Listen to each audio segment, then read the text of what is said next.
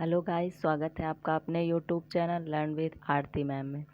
जैसा कि मैं जो है आज आप सबके लिए लेके आई हूँ ह्यूमन हेल्थ से रिलेटेड पूरे चैप्टर को, और जिसमें मानव कोशिका और उसकी संरचना, बाकी सारी चीज़ों उसके क्लासिफिकेशन के बारे में और उसके आगे डिसीज़ के बारे में भी काफ़ी इसमें बताया गया है। ह्यूमन हेल्थ भी एक इम्पॉर्टेंट रोल करता है टीजीटी पीजीटी में, तो उसको भी आज से हम स्टार्ट कर रहे हैं और आपको इसको पूरा अच्छे से नोट डाउन करना है।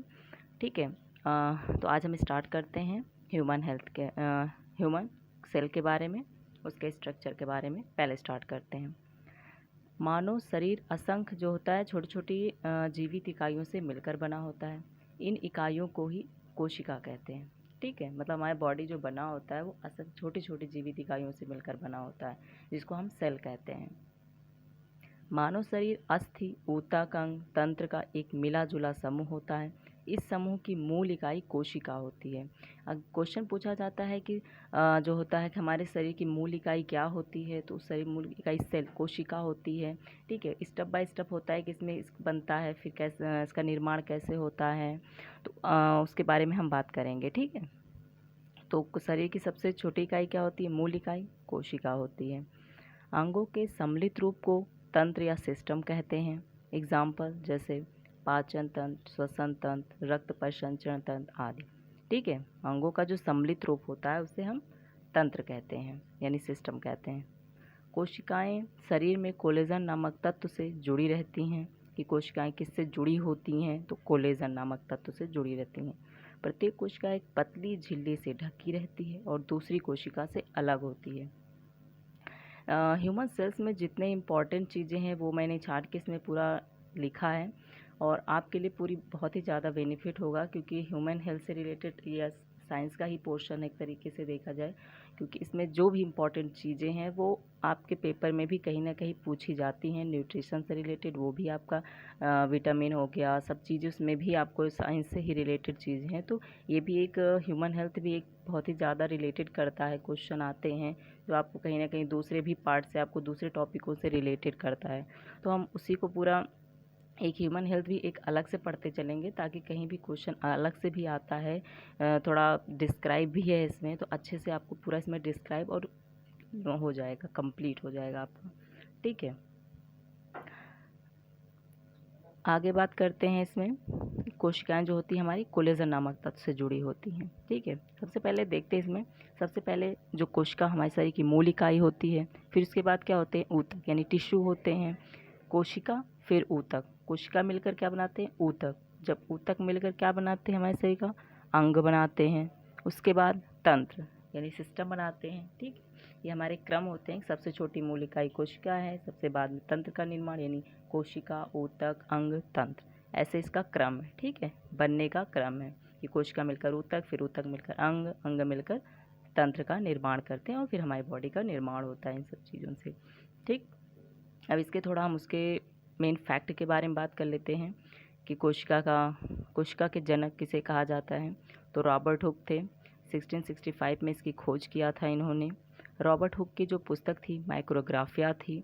ठीक है, और अगर हम बात करें कि जीवित कोशिका किसने खोजा था, तो एंटोनी लुवेनहॉक ने। कोशिका की खोज जो किए थे वो मृत किए थे इन्होंने, रॉबर्ट हुक ने, लेकिन खोजा था तो इसलिए जनक रॉबर्ट हुक को कहा जाता है। लेकिन जीवित कोशिका जिसने खोजी, एंटोनी लुवेनहॉक ने खोजा था। और कोशिका सिद्धांत किसने दिया था? स्लाइडन एंड स्वान ने दिया था। दुनिया में सबसे छोटी कोशिका माइकोप्लाज्मा है। ठीक है, दुनिया में सबसे छोटी कोशिका अगर बात करें तो माइकोप्लाज्मा है। और दुनिया में सबसे बड़ी कोशिका शुतुरमुर्ग का अंडा है। खोजा किसने? रॉबर्ट हुक ने। उनकी पुस्तक का नाम माइक्रोग्राफिया। और जीवित कोशिका की बात करें तो एंटोनी लुवेनहॉक, यानी रॉबर्ट जो थे उन्होंने मृत कोशिका खोजी थी। और कोशिका का सिद्धांत स्लाइडन एंड स्वान। दुनिया में सबसे छोटी कोशिका माइकोप्लाज्मा, सबसे बड़ी कोशिका शुतुरमुर्ग का अंडा। ठीक है, और अगर हम मानव की बात करें कि मानव शरीर में ही कौन से सबसे छोटी बड़ी कोशिका होती है, तो मानव में सबसे छोटी जो कोशिका है वो स्पर्म है। और मानव में सबसे बड़ी कोशिका जो अगर वह कहें तो अनाड़ु होते हैं। मानव में लंबी कोशिका न्यूरॉन, विभाजन रहित जो विभाजित नहीं होते हैं वो भी न्यूरॉन है। और सबसे तेज विभाजन किसका होता है? लीवर में होता है, ठीक है, कि तुरंत ही वो अपने आप को बहुत जल्दी रिकवर कर लेता है, तो सबसे तेज़ विभाजन होता है। और ह्यूमन ब्रेन का जो होता है वो नहीं होती है, कोशिका विभाजित नहीं होती, और लंबी सबसे न्यूरॉन ही होता है, लेकिन विभाजन नहीं होता है, इसको कोशिका से विभाजित जल्दी अपने आप को कवर नहीं करता है, और सबसे तेज़ लीवर का होता है। अब कोशिका के क्लासिफिकेशन की बात करेंगे हम कि किसका क्लासिफिकेशन कैसे होता है। तो कार्यों और आकार के आधार पर कोशिकाओं को कई भागों में हम बांटा गया है, जैसे रक्त कोशिकाएं यानी ब्लड सेल। रक्त में 2 प्रकार की कोशिकाएं पाई जाती हैं, आरबीसी और डब्ल्यूबीसी। ठीक है, हमारे शरीर में किस प्रकार की कोशिकाएं पाई जाती हैं? 2 प्रकार की हैं, एक आरबीसी और डब्ल्यूबीसी। रक्त की बात कर रहे हैं कि रक्त कोशिकाएं होती हैं, ठीक है। और आरबीसी गोल होती हैं, तस्तरी के समान ऊपरी उभरी हुई होती हैं। आरबीसी का आकार कैसा होता है? गोल और तस्तरी के समान उभरी हुई। और श्वेत कोशिकाओं की अगर हम बात करें तो ये अनियमित आकार की होती हैं। आरबीसी की तुलना में इनका आकार थोड़ा बड़ा होता है, ठीक है। श्वेत कोशिकाएं जो होती हैं आरबीसी की अगर तुलना करें तो इनका आकार थोड़ा बड़ा होता है। अब हम पेशीय कोशिकाओं की बात करेंगे कि पेशीय कोशिकाएं कैसी होती हैं। तो पेशीय कोशिकाएं पतली, लंबी, दोनों सिरों पर नुकीली होती हैं। ये आपस में मिलकर पेशी ऊतकों का निर्माण करती हैं, जिनके द्वारा शरीर के समस्त आंतरिक, बाह्य और ऐच्छिक तथा अनैच्छिक अंग क्रियाशील रहते हैं, ठीक है। रक्त कोशिकाएं, पेशीय कोशिकाएं, ये बॉडी के ही मतलब क्लासिफिकेशन के रूप में इनको बताया गया है।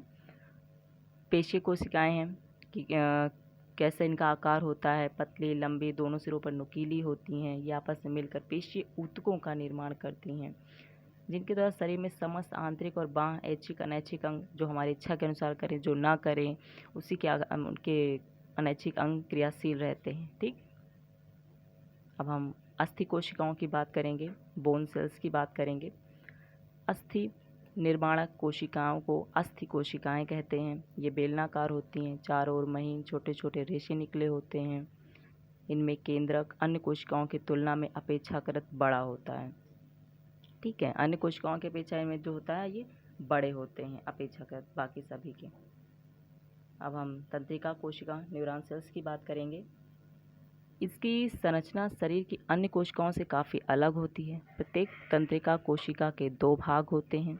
मतलब इसको अगर डिवाइड किया जाता है कि इसका स्ट्रक्चर कैसा होता है, तो सभी कोशिकाओं से हम कह सकते हैं न्यूरॉन का जो होता है वो अलग होता है। प्रत्येक कोशिका के इसको 2 भागों में, एक ऊपरी बांट दिया जाता है और एक नीचे का भाग बांट दिया जाता है, ठीक है। ऊपरी भाग क्या होता है इसका? चौड़ा असमान आकार का होता है, जिसे कोशिका पिंड कहते हैं। यानी असमान जो ऊपरी भाग होता है ये असमान आकार का होता है, जिसे कोशिका पिंड कहते हैं, ठीक है। कोई मतलब एक निश्चित नहीं होता है कि कोई एक ऐसे ही डिज़ाइन का होता है, तो इसको कोई एक निश्चित नहीं है, तो इसीलिए असमान प्रकार का आकार का होता है, कोई हम नहीं कह सकते हैं। तो जो ऊपर का भाग होता है इसका चौड़ा होता है, इसे हम कोशिका पिंड कहते हैं। इसमें केंद्रक होता है, चारों ओर महीन बालों जैसी संरचनाएं होती हैं। इसके नीचे की ओर दूसरा भाग जो होता है बारीक दुम के समान होता है, जिसे तंतु कहते हैं, ठीक है। संपूर्ण शरीर में यह कोशिकाएं जाल की तरह फैली होती हैं। मतलब हमारी पूरी बॉडी में यह कह सकते हैं कि नीचे की जो दूसरा भाग होता है तंतु संपूर्ण शरीर में यह कोशिकाओं के जाल की तरह फैलाई रहती है। इससे अंगों का संबंध जो होता है मस्तिष्क से बनाए रखता है। मतलब जब हमारी पूरी बॉडी में एक सेल्स के रूप में पूरे बॉडी में जब फैला होता है तो माइंड हमें जो चीज़ करने के लिए कहता है, तभी बॉडी का कोई भी स्ट्रक्चर काम करता है या कुछ उसके उस पर चलता है। तो ठीक है, जब वो फैला होता है, पूरी कोशिकाएं हर जगह फैली होती हैं। हाथ में हुआ तो हाथ कोई चीज़ पकड़ना है तो उससे पकड़ेगा, तभी जो है मस्तिष्क ही उस पर इशारे पे काम करता है, ठीक है। उम्मीद है समझ आपको अच्छे से समझ में आ रहा होगा।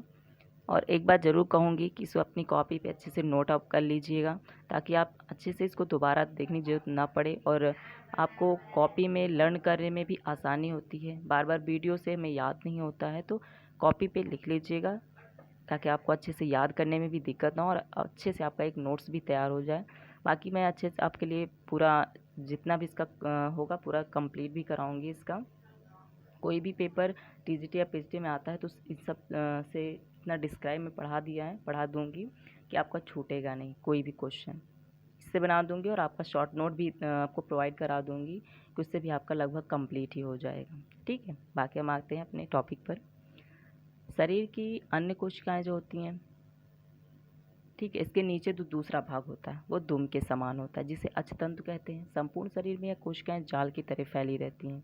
ठीक है, इतना तो समझ में आ गया होगा कि संबंध मस्तिष्क से ही बनाए रखता है। शरीर की अन्य कोशिकाओं से तंत्रिका कोशिकाओं में एक अंतर होता है। ये कोशिकाएं अन्य कोशिकाओं की भांति पुनः निर्मित नहीं होती हैं। मतलब जैसे सभी कोशिकाएं होती हैं अपने आप का निर्माण कर लेती हैं, पेशी हो गई, ब्लड हो गया, ब्लड सेल्स हो गई, पर जो न्यूरॉन्स होते हैं ये अपने आप का निर्माण नहीं कर पाते हैं। और सबसे ज़्यादा जो कर लेता है वो लीवर होता है, और नहीं करता, इसमें विभाजन क्षमता ही नहीं होती है कि अपने आप को डेवलप कर लेता है, तो ये नहीं निर्माण कर पाता है। ठीक है, इसमें तंत्रिका अपनी कोशिकाओं का पूरा निर्माण नहीं कर पाता है, तो ये इसकी एक विशेषता है। आयु वृद्धि के साथ साथ ये केवल आकार में बढ़ती हैं, संख्या में नहीं। मतलब इनका आकार बढ़ता है पर संख्या इनकी नहीं बढ़ती है। अब बात करते हैं हम संयोजी कोशिकाओं की।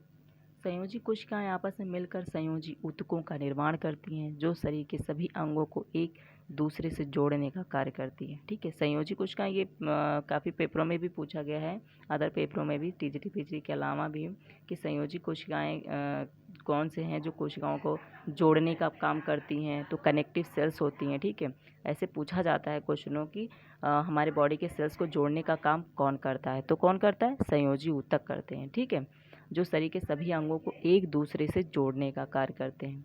अंगों के अनुसार यह लंबा, गोल, अंडाकार और असमान आकार का होता है। ठीक है, त्वचा या आच्छादक कोशिकाएं एपिथेलियम सेल्स होती हैं। कैसी? त्वचा या आच्छादक। आच्छादक कोशिकाएं क्या होती हैं? पतली झिल्ली के आकार की होती हैं। ये आपस में मिलकर आच्छादक ऊतकों का निर्माण करती हैं। संपूर्ण शरीर की आंतरिक और बाह्य त्वचा का निर्माण करती हैं। इन्हीं कोशिकाओं से होता है। ठीक है, आंतरिक और जो बाह्य त्वचा का निर्माण होता है हमारी बॉडी में, तो इन्हीं कोशिकाओं से होता है, यानी एपिथेलियम सेल से होता है।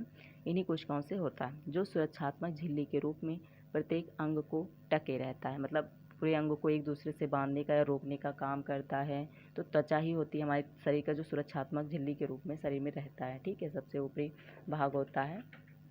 और आगे हम इसके टॉपिक पे आगे भी बात करेंगे। इसका पूरा भी कंप्लीट नहीं हुआ है चैप्टर, क्योंकि अभी इसके बारे में काफ़ी इसकी रचना कैसे होती है, साइटोकोशिका द्रव्य या उसके अंगों के बारे में बात करनी है, सेंट्रोसोम, लाइसोसोम, ठीक, इसके बारे में भी काफ़ी कुछ अभी रह गया है।